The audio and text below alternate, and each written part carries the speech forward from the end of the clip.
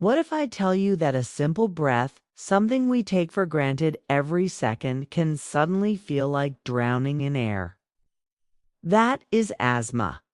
Asthma is a chronic inflammatory disease of the airways in which the bronchial tubes become inflamed, hyperresponsive, and narrowed, leading to difficulty in breathing. It is not just shortness of breath, it is a reversible airway obstruction caused by inflammation, bronchospasm, and excess mucus production. Globally, millions suffer from asthma, and as healthcare professionals, understanding it deeply is not optional. It is essential. Because when an asthma attack happens, seconds matter. In this video, I will break asthma down step by step in the simplest clinical way so you'll never forget it again. Now, let's connect symptoms with logic, because memorizing is not enough. Understanding is power. The classic symptom is wheezing. Why? Because narrowed bronchi create turbulent airflow, producing that musical sound. Shortness of breath happens because airway constriction reduces oxygen entry. The patient may have chest tightness, which occurs due to bronchospasm and air trapping. Persistent coughing, especially at night or early morning, happens because inflammation increases airway sensitivity. Increased respiratory rate occurs as the body tries to compensate for reduced oxygen levels. In severe attacks, you may see use of accessory muscles and inability to speak full sentences. This is a red flag.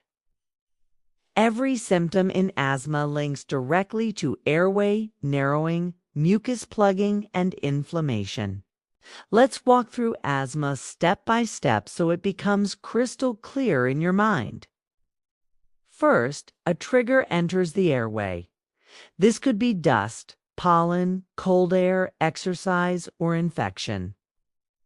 Second, the immune system overreacts.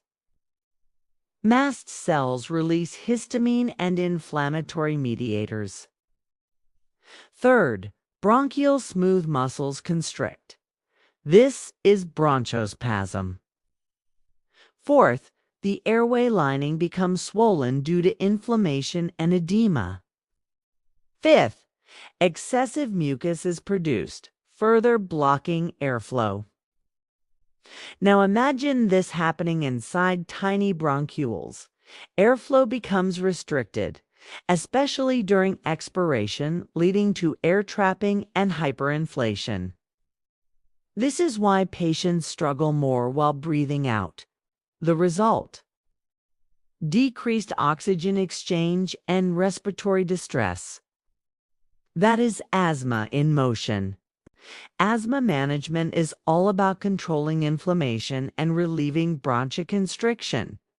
First line for quick relief is short-acting beta-2 agonists like salbutamol. They relax bronchial smooth muscles within minutes for long-term control. Inhaled corticosteroids reduce airway inflammation. Long-acting beta agonists may be added for maintenance therapy.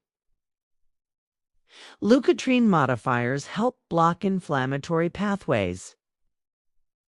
In severe acute attacks, oxygen therapy is given to correct hypoxia.